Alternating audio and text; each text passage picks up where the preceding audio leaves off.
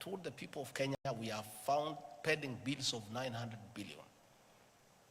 I told the people of Kenya we have found a demoralized public service. I told the people of Kenya we were almost facing an economic shutdown. Today everybody is talking about it. That time people shouted at me, oh, this guy is very cheeky. Why is he talking before foreigners about our challenges? But I needed to tell Kenyans from day one. Had I not told Kenyans today, they would be blaming us. I told Kenyans the kind of economy we inherited. Many people are uncomfortable us talking about it. But the truth must be said. That is the space we are in. And I welcome wholeheartedly that you have volunteered to help us with ideas of what we can do to manage our public debt. And what we agreed under the leadership of President William Ruto is that we found ourselves in a hole. And what you do if you're an intelligent person, when you find yourself in a hole, you first stop digging and figure out how to get out. And that is exactly what we have done. Tightening revenue collection, sealing leakages, making sure that every cent is collected to pay public debt. All those people who are criticizing President William Ruto, they need to be honest. Are they telling the president and the government not to honor the debts that we found? These are debts for the Republic of Kenya. Although they were not committed by the present administration, they were debts committed by the government of the Republic of Kenya then. You as accountants, as business people, you know, in simple bookkeeping, there are assets and liabilities. We inherited the assets. State House, my office, vehicles. Fair enough. What about the liabilities? We inherited them too. Huge public debt, 9.6 trillion, 900 billion pending bills. Eurobond, 2 billion. Accruing interest between 12 to almost 16%. Those debts must be paid, and they'll be paid by the people of Kenya, not by William Ruto or Gachagua. It is the people of Kenya. Us being part of Kenya will pay through paying taxes. These people shouting left, right, and center, telling us to default so that we can be blacklisted as a banana republic. Are they telling us not to pay the Eurobond? Are they telling us not to pay what we owe the local banks? We want them to come and tell us. Don't just shout. Offer a solution. These debts are on record. We did not borrow as we were in the forest.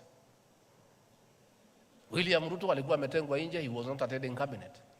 He was not attending the National Security Council. He was not part of committing the country to those debts. But he is the president of the Republic of Kenya. He inherited those debts. He has to figure out how they have to be paid. And we are inviting you, good people, to help us with ideas of what we do, how we can go about it, how do we avoid them in future. Through continuous engagement, through bilateral and multilateral diplomacy, the president has traveled around the country, the world, engaging multilateral leaders, the IMF, the World Bank, key partners, the United States, the People's Republic of China. Currently, he has just left Germany for France to see how we partner with the world to get us out of the mess we are in. And it has started to pay. Yesterday, the World Bank made a huge pronouncement of $12 billion in the next 3 years. Concessional loan on very low interest, as opposed to trying to borrow money here from local banks. The IMF, 4 days ago, made a similar announcement. of a huge intervention. We have public roads that have all stalled. We need to get the contractors back on site. We have to get this money somehow. We did not create this situation. We found it. And they are uncomfortable when we say that's the situation we found. What do they want us to say? You people know, you manage companies. You know, you look at the state of the books when you take over a company. You take a company that is in the red, you know what to do with it. You take a going concern, you know what to do with it. But us, we didn't have a choice. Kenya is ours. We took it the way it was because this is our country. If we had a choice, we would have looked for another company, not Kenya. Because of the huge debt portfolio through irresponsible borrowing. When we tell the story, because we are going to tell the story, people will be shocked. How $2 billion was taken from the central bank and put in a private bank that is responsible for the situation we are in, the weakening of the shilling. And people want to sit there, and we know what they did. And we had said, let bygones be bygones. But there's a good discussion. We are going to have a good discussion. We are putting the figures into place, who took what and where, so that the people of Kenya can know why we are in this shit and this mess. To be fair to everybody, how do people expect a government to fix a 10-year mess in 1 year? A mess of 10 years. Through state capture, conflict of interest, outright theft of public resources, irresponsible borrowing, misuse of public funds, misapplication of funds into useless legacy projects. And here we are. We must be truthful to the people of Kenya because it's important that we be truthful to the people of Kenya. And when the people of Kenya finally know the truth, they will make a judgment, an assessment on who is right and who is wrong. But what I can assure you, the president and the rest of us are determined to fix this economy, and this economy we shall fix it. And there are good signs. And signs are last year, for the first time in 8 years, at the closure of financial year at midnight on June 30th, we had given every cent owed to the county governments. And previously, we had arrears of 5 to 6 months for county governments, for years. By the closure of financial year on June 30th, we had disbursed the last coin to the constituency development funds.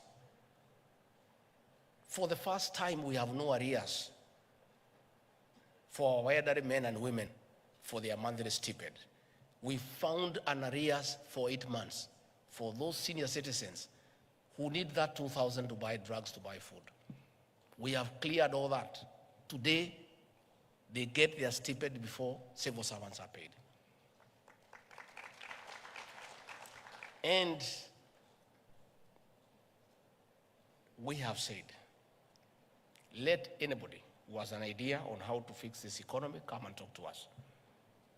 I want, on behalf of the president, to welcome you as ISPAC. Come and talk to our people at the National Treasury, and we'll ask you to talk to the president, and all of us are aligned. This is our country, and as I said, we don't know everything. If you have better ideas than we have, this is our country, we have no other country. Please come and talk to us, and whatever you advise us, if it's prudent, if it can get us out of the quagmire that we find ourselves in, we shall say asante sana. So please, you are most welcome. I've heard you talk about pending bills, it's true. The president, in his wisdom, has put a committee where you are members are represented, led by Ouko, former Auditor General, an eminent Kenyan, another group of very eminent professionals. I saw them when the president was inaugurating the team. Men and women of integrity to scrutinize, verify, and validate pending bills so that those that are payable we can pay, and put that history of pending bills behind us. We saw many Kenyans lose their homes. We saw families break up. We saw people commit suicide as a result of pending bills. Government documents became worthless. Previously, during the Kibaki regime, you could walk to any financial institution with an LPO and get LPO financing 50% without a question, because the documents had credibility. People knew that you are given a contract by government, it is payable. Today, there is no bank or microfinance institution that will honor an LPO, because you supply it 2, 3, 4, 5 years down the line, you have not been paid. We want to restore the sanctity of government LPOs and LSO and contracts so that they become bankable, that you can walk to a bank and get cash against it to carry out the works that you have been given. So that is ongoing. Again, you have said you have your issues of the remuneration role. You have explained to me there and here, and what we have agreed, I'll create the framework. My office has been tasked by the President the responsibility of coordinating constitutional commissions and independent offices. I'm the one who does that coordination in my office. So we have agreed with the chair. I'll call that forum for you. The Attorney General and no other people involved, we begin that conversation so that, like your counterparts, the lawyers and other professionals, you can have your own remuneration role. Lakini msiweke pesa mingi sana, mlipicha kidogo. There is too much competition. Even these lawyers, I can tell you, because some of us wafanyi biashara pia, hatuwalipi ile iko kwa hiyo role. Tuna negotiate because mawakili ni wengi sana.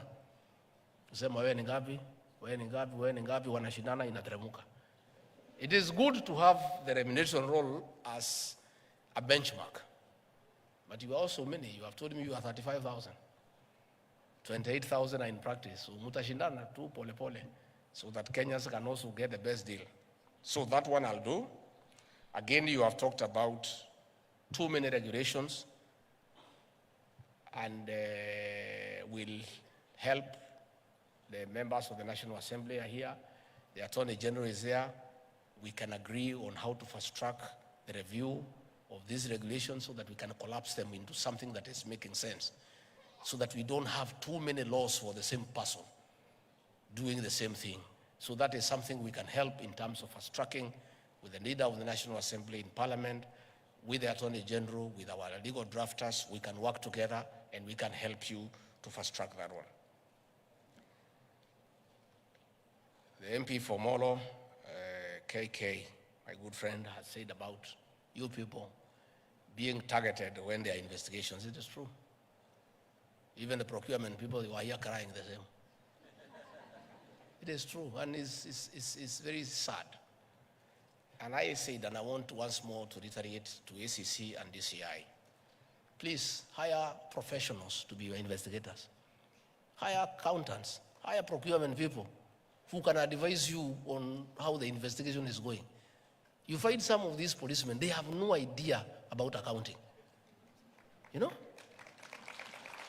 So he is being asked to interrogate you and write statements on things that himself he cannot comprehend. You know? I from a personal experience on how absurd our investigative agencies can be when they are investigating